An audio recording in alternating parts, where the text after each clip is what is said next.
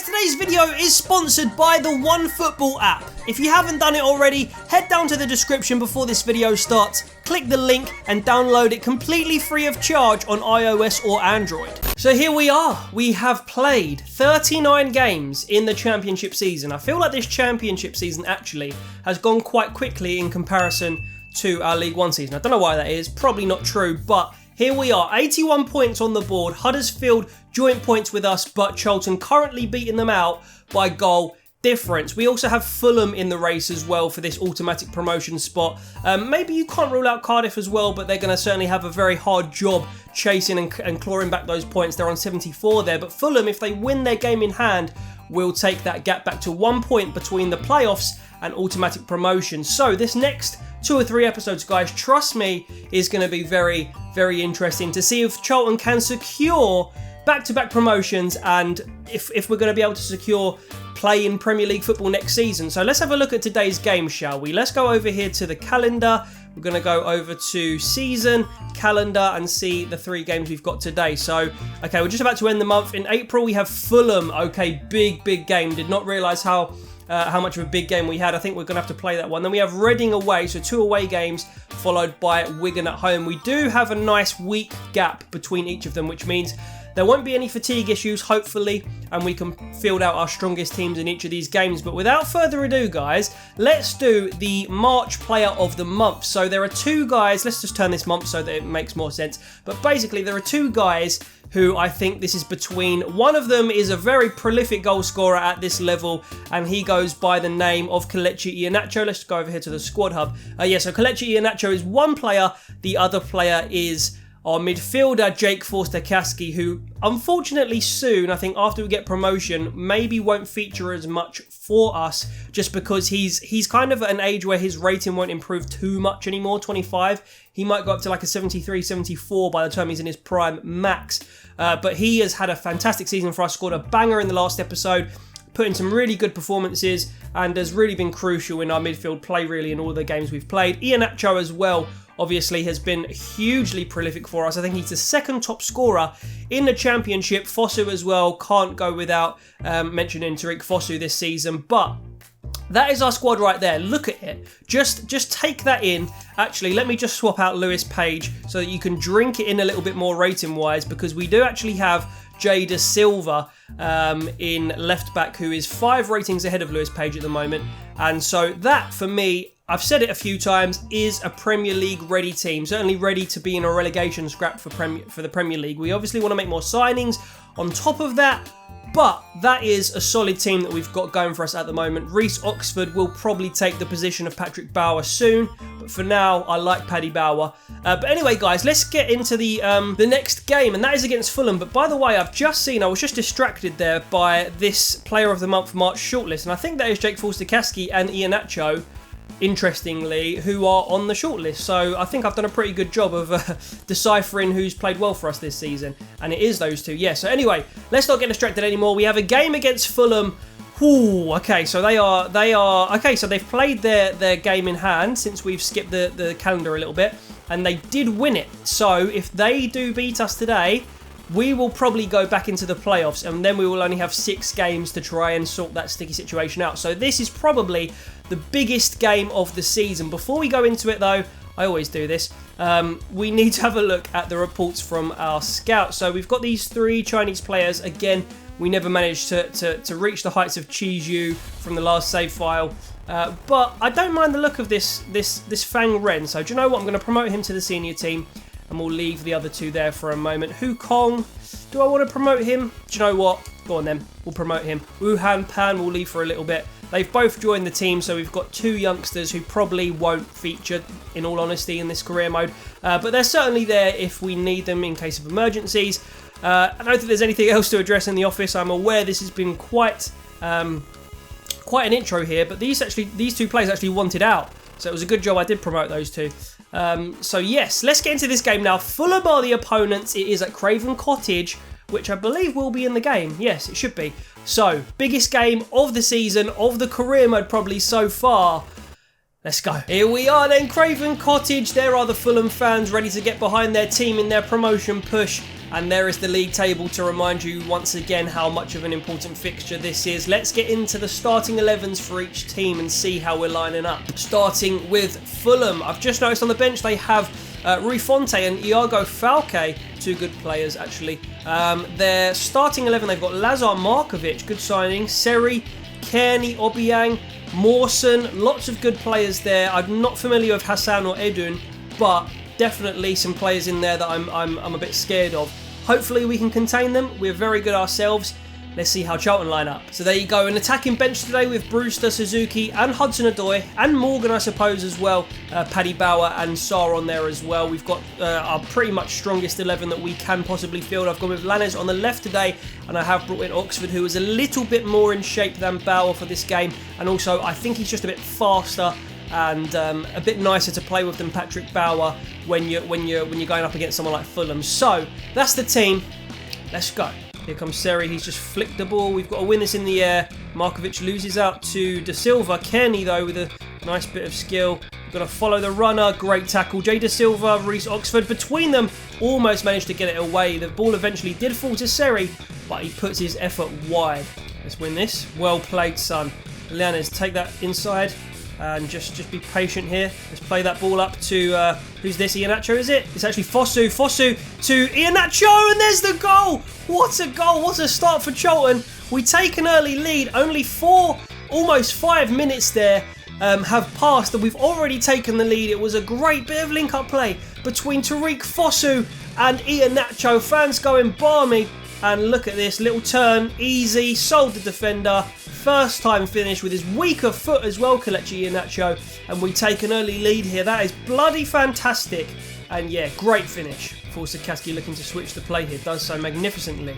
De Silva with a give and go. And he certainly has gone, he's going to do it again. And we're going to get the ball forward to Iheanacho again, who's going to dummy back to Tariq Fosu. Knocked to Forsakaski on his right foot. And he scuffs the ball over the bar. Unlucky son. He falls to the floor in disappointment in his own ability on his weaker foot there. That was not a great finish, was it? So it's half time here. The score is obviously Charlton 1, Fulham 0. We've had a brilliant half of football there. We really did play well. I'm hoping that Fulham don't sort of change their game plan and really come out of the races here, because I'm really, I would say, comfortable in this game so far, and I always jinx it by saying stuff like this, but I think we can hopefully get a second goal here in the second half. Let's go. Kearney. Oh, it's a brilliant ball up to Iago Falque in space. He's pretty much already done more than Markovic this game. Here's Kearney. And nice bit of play between these two. Great tackle from Juan Foyt. Let's go, boys. Let's get on the counter-attack. Somebody's down. We can take advantage of that. And here comes Forsakaski. Tries to release things. I think that's going to be just offside. It is indeed. Unlucky. And this is going to be a bad injury for... Is this Brian? Who is this on the floor? I think it might be Hassan, actually. It is Hassan, which means they're probably going to bring another striker on. That looks like a really bad injury there. You can see the Fulham players around him, the ref as well. So they're probably... Oh, just took a tumble. They're probably going to bring on... Have they still got Mitrovic? I'm not sure. Okay, it didn't actually tell us who they brought on, but we'll soon find out. It's actually Milano, who appears to be their reserve striker, who comes on. Ball gets whipped in. Reece Oxford does brilliantly well again, but it's back to Kearney, who shoots. Great save to Boa.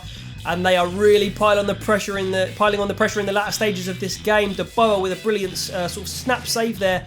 Shot came in nice and powerful, nice and accurate, and De Boer reflexes were decent there. They make their final substitution. Not sure who it is, but they have a corner now. Hopefully we can get rid of this. And it's actually a near post one, Brian, with the flicked header on, but it goes out for a goal kick. And I think we need to stall here and maybe make a sub ourselves. So double sub for us, just wasting time more than anything here. Stengs is going to come off, as is Fosu, and on come Yuma Suzuki. And I don't know who else I brought on. I think it might have been Brewster. I think it is Brewster. So a bit of pace up front, hopefully, to keep hold of the ball. Here we go, in the box now. Turn Iheanacho, shoot Iheanacho! Oh, that should have been the goal. That should have been the one that sealed the game in the dying minutes of this game. Look how close this was. Again, right foot from Iheanacho. He's had a fair few chances this game. Only managed to bury one. Potentially should have had a hat-trick. We need to get the ball back here. There's been enough time gone. That should be full time now. But they do get the corner. You can see 4 minutes of injury time have already gone. And now only 3 minutes awarded. And here is another look at that Iheanacho chance. Yeah, he should have had a hat-trick at least in this game. But now we have to deal with this corner. Well, I don't think we really should have to, but we do, unfortunately. It comes in. De Boer punched that away. Surely that's going to be full time now. Pick this up. Brewster, well played, sir. And that is going to be a massive 3 points. The biggest 3 points of the entire season, actually. And Charlton take the points at Craven Cottage here after a very intense 1-0 win. That could have gone another way, but great defending. Reece Oxford was my man of the match, I think. But everybody played pretty well in a Charlton shirt there. And we take the 3 points, which means automatic promotion to the Premier League. Looking very likely. Good stuff, boys. So Tariq Fosu was man of the match. Obviously, we did sub him off. And Iheanacho on an 8.1. Reece Oxford also on an 8.1. Deek still on Fulham. Other notable players that had good games. Our back four did really well. Our keeper did well.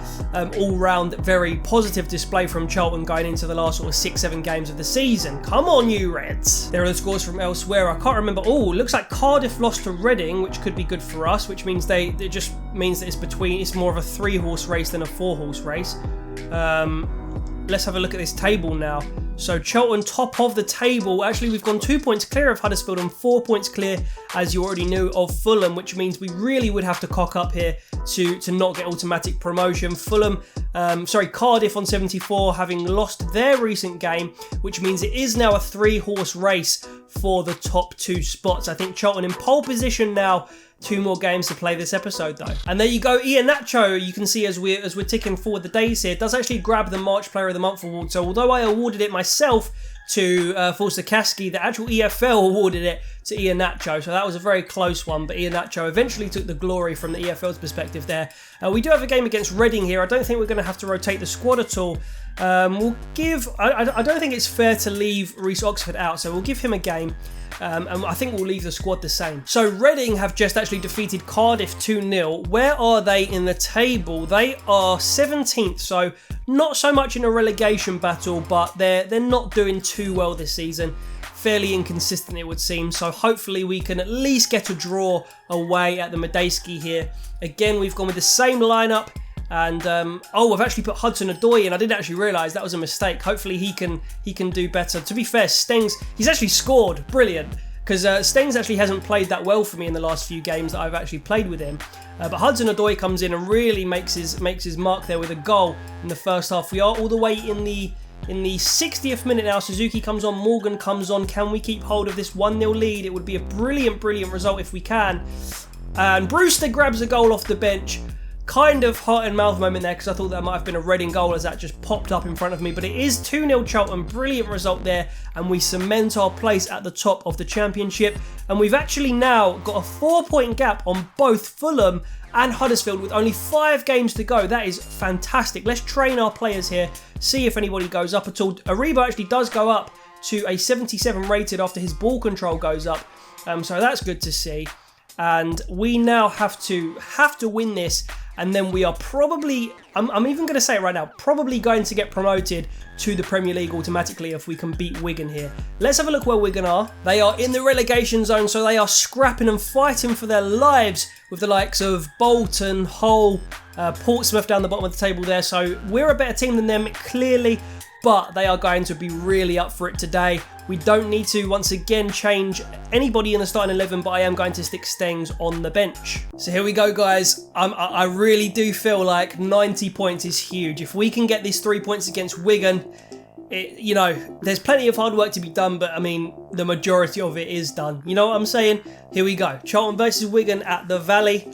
And 10 minutes gone, nothing yet. Deek still picks up a booking. Can we grab a goal? Aribo scores a goal. Walker equalises immediately from the penalty spot. Only 2 minutes between those goals there. Deek still picks up an injury. Not what I want to see. Can we grab another goal? Come on, boys. Let's grab another goal here somewhere. Trey Dunkley goes in the book. Is this going to be a draw at home? Oh, Iheanacho with the goal. Come on. No more goals, please. Yes, we've done it. 3 points on the board. That is 9 points this episode. Did anybody else drop points? Did anybody else drop points? They may have 6 points clear. Were we 6 points clear before? I mean, that's huge. With 4 games to go, that is huge. So we only now need to win 2 of our games, I believe, out of the remaining 4, and we will go up to the Premier League. Guys, this is huge. We've got 2 episodes left of our Championship campaign, I suppose. We may, very unlikely now, but we may get into the playoffs, but it looks like we are going to seal our glory in the next episode. You can see the Champions League draw happening over here. Maybe we'll go over that. Let me know if you want to see it. Wolves are in it. Bloody hell, well, that might have been Europa League then. Anyway, guys, that is going to be it for this episode. Our next opponents are going to be Sheffield United, followed by Aston Villa and Bristol City, with Norwich our final game of the season at the Valley. That is a difficult run-in, I have to say. Sheffield United, in fact, all 4 of those teams, very, very difficult opponents. So, guys, make sure you tune in for the next episode. It's going to be an exciting one. I'll catch you later. Take care of yourselves, and sweet. Boom.